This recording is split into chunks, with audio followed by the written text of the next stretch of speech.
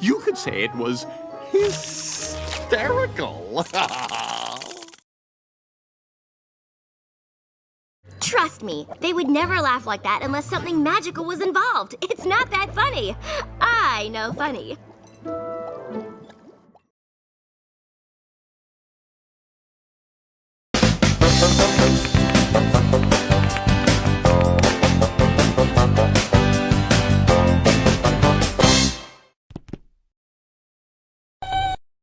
I just read Grandpa's Face by Eloise Greenfield, and it gave me an idea for a poem. Grandpa has a bright sunny smile. When he makes silly faces, he lights up dark places. Every time I read one of Eloise Greenfield's books, I get excited about writing my own stories and poems. Who is Eloise Greenfield? Eloise was born in North Carolina in 1929. When she was young, her family moved to Washington, D.C. Eloise grew up in a close family and strong community of friends and neighbors.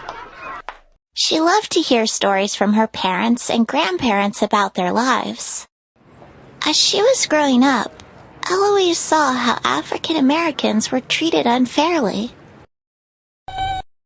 At the time, schools were segregated.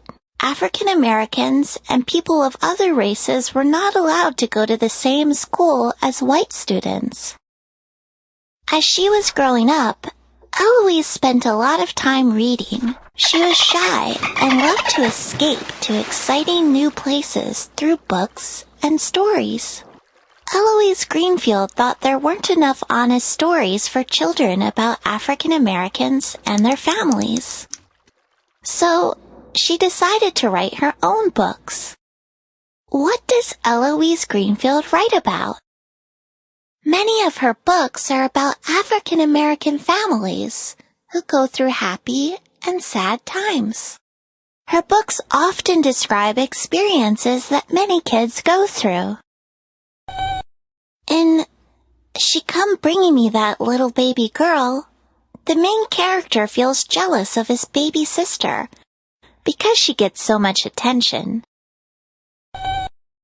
In Talk About a Family goes through tough changes, and the main character learns how to deal with her feelings. Some of her stories are about friends and families who live in a city. Other stories are about people in faraway places. Eloise Greenfield has also written biographies about important African American leaders. A biography is a book that tells about a person's life. She's written about Rosa Parks, Mary McLeod Bethune, and Paul Robeson. She's also written books of poetry. What are Eloise Greenfield's poems like? Each book of her poetry explores a subject or idea. Night on Neighborhood Street is a collection of poems about what different people in a community do at night. Brothers and Sisters, Family Poems, is about loving and playful brothers and sisters. Some of Eloise Greenfield's poems rhyme, and some do not. Some poems use repetition, and she uses words, sounds, or lines over and over again. In Honey, I Love, the main character repeats certain words as she describes all the things she loves. Honey, let me tell you that I love the laughing sound. I love to make the laughing sound.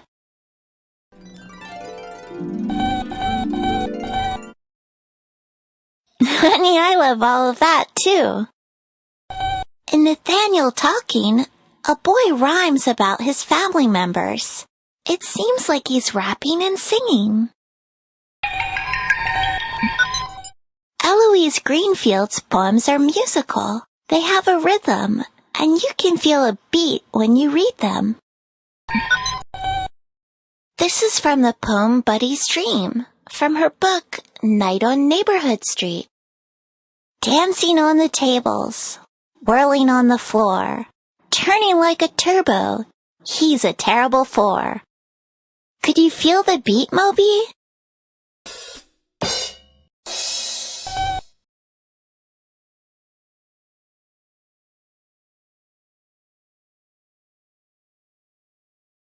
What has eyes but can't make eye contact? Needles, hurricanes, and potatoes.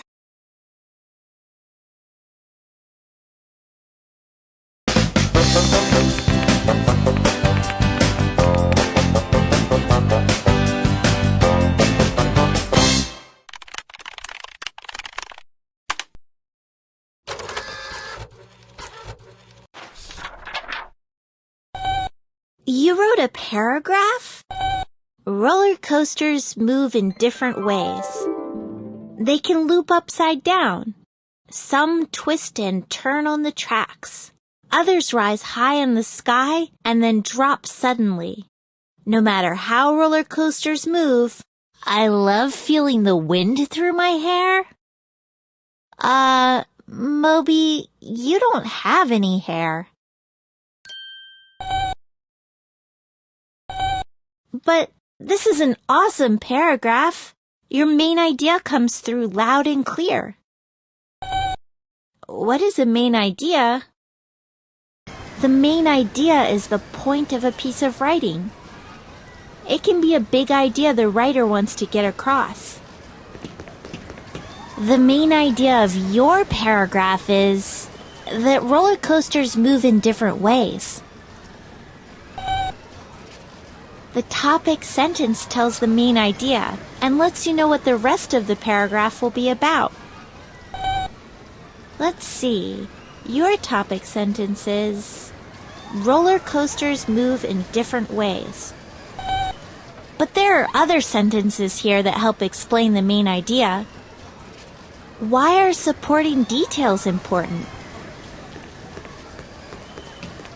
I know that a detail is a piece of information. And when you support something, you hold it up. Your paragraph has 3 supporting details that describe how roller coasters move. Roller coasters can loop upside down. Some twist and turn on the tracks. Others rise high in the sky and then drop suddenly. It's easy to find the main idea in one paragraph, but books can have a lot of paragraphs. How do you find the main idea in a nonfiction book?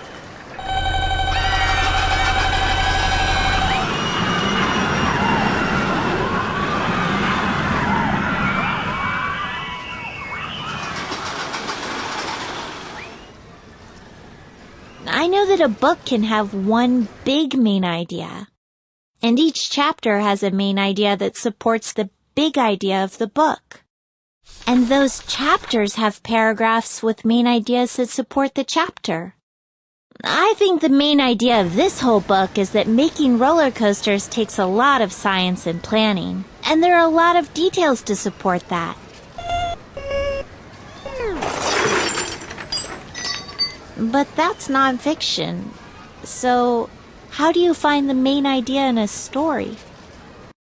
This is a great story. The main idea? Not sure. But I can find out by looking for clues in the story.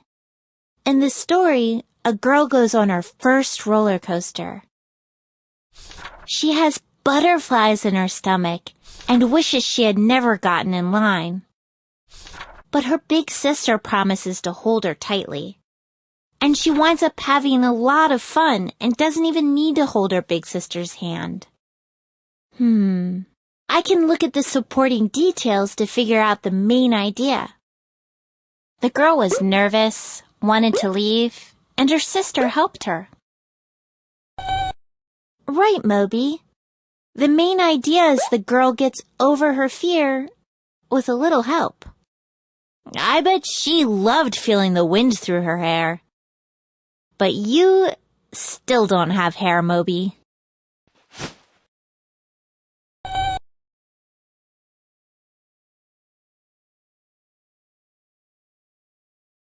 What keys can't open any locks?